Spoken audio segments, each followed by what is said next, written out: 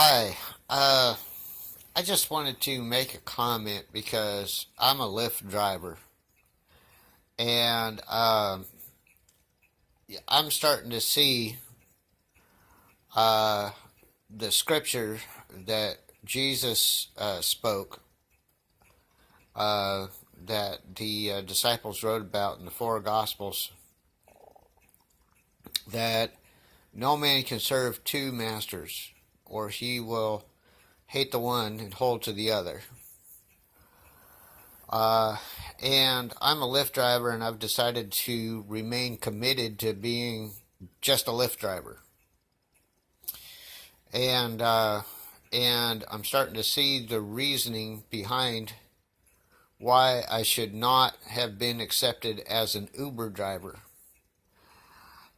This is because there is a particular individual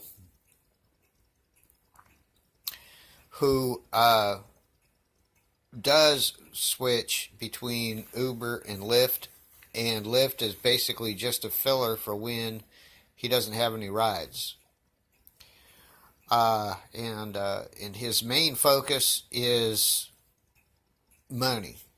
Okay, and I think he's kind of missed the boat because he's making a couple of mistakes in pursuit of money, and his primary goal is not really to help the customer. And so basically the complaints that I'm hearing about this gentleman is that he will pick up a customer, and if they have a stop or two in there, then he will complain about having to make a stop and wait. And then he will tell the customer that he only has Lyft as a filler, and it doesn't make enough money for him, and that is why he has Uber as his primary, employee. Um, and so basically, what he's doing is he's spurning the customer, and complaining about the job when he has to take a Lyft customer, and then he's complaining about having to make stops and wait, not keeping in mind that he's getting paid to wait. Because stops are figured in there, wait time is figured in there, everything is figured in there already. So he's getting paid for that. Also, I've been noticing in this particular Uber Lyft driver is that when he gets a call, now his dedication to money, I can't fault him for being dedicated to money. I mean, money is what makes the world go around. On the other hand, if money causes you to take unnecessary, dangerous, life-threatening risks while you're driving to your customers, or while you're driving to your destination with your customer in your seat, in your car, then you need to slow down and think about what you're doing. Because this guy, I don't think he knows who I am, because I have an unmarked car. And he basically, I was jammed up in traffic, and I was behind a car in the passing lane, or what's supposed to be known as the passing lane, but it's the left lane, and jammed up on the right side with two semi trucks and another car, but in between them. And here this guy was tailgating me with less than a half a car's length behind me. This is an Uber Lyft driver. And so basically, in order for me to try to prevent an accident, which is my responsibility, I had to put myself at risk, but it was less of a risk for me to try to make an opening into the right lane than it was for me to stay there in the left lane with him tailgating me.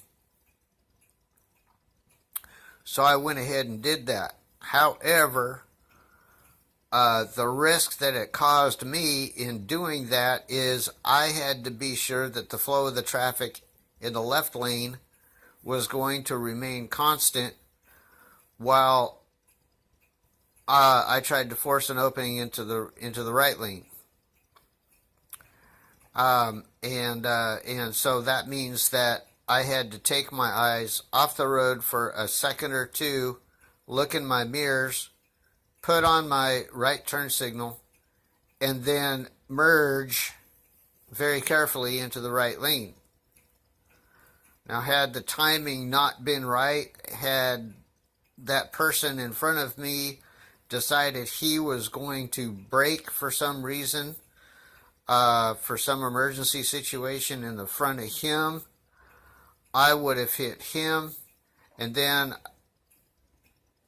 all of the traffic on the right, I would have probably hit the vehicle between the two semis, and then that semi would have gone off the road, and then possibly that semi may have hit all of us. And so basically what I'm trying to say is that if you are a taxi driver, okay, I understand that money is a motivation. It just can't be a primary motivation. Your primary motivation is picking up your customer and dropping your customer off without complaint, one. And number two, getting to your customer and dropping your customer off without taking unnecessary risks. And number three, your customer is your source for income. So money cannot be your primary motivation. It just can't. Your customer has to be your primary motivation. Once you've established that your customer is your primary motivation, now you have to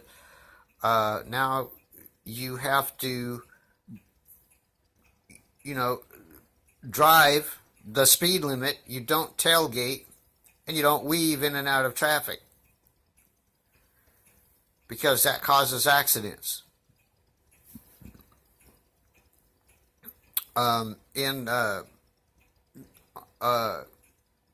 the other side of town here, about 4 or 5 years ago, a high school student had just gotten his license, and he apparently got his first car. And what he was doing was he was speeding on a 40-mile-an-hour road, weaving in and out of busy traffic, and he made a mistake. And he got into a horrible accident, and I think there were chronic injuries caused both to him and the people that he was weaving in and out of. And so he was not aware of the risks and the dangers of doing that, and he learned the lesson the hard way.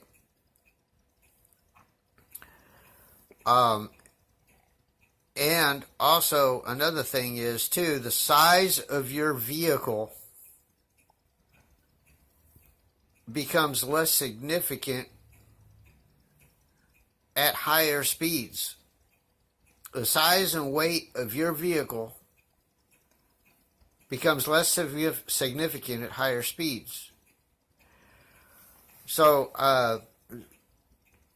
even though your car is a shield of armor for you to protect you against other cars or obstacles or whatever, okay, I just can't reiterate enough that the higher your speed, the less significant your size and weight of the vehicle is going to be.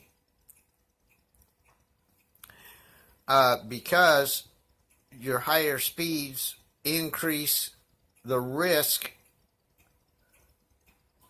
of, well, driving in general. Higher speeds increase your risk of driving in general. And then it also increases the risk of injury or even death at those higher speeds. So at 10 miles an hour, at that speed, nobody's going to get injured, and you might get a dent in your car. At 20 miles an hour,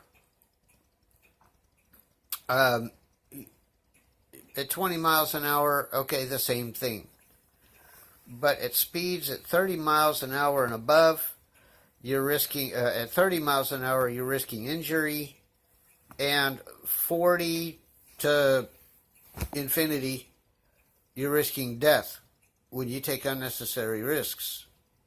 You can't be taking these risks on the way to the customer, picking up your customer, and dropping off your customer. That's simply what I'm trying to say. Now, if you like Lyft, or you like Uber, and you like driving, or you like the money, and like I said, driving taxi is a good way to make money. Okay, fine. But it can't be your primary motivation. If it's your primary motivation, you're going to do stupid things. Don't do those things. Otherwise, you're going to put your job as a driver in jeopardy, and you're also going to put the viability of the company, of the service company, at risk in the town that you're driving in. And that opportunity for employment could be taken away from everyone. And that's not something that you want to be known for. Okay, that's all I got. Bye.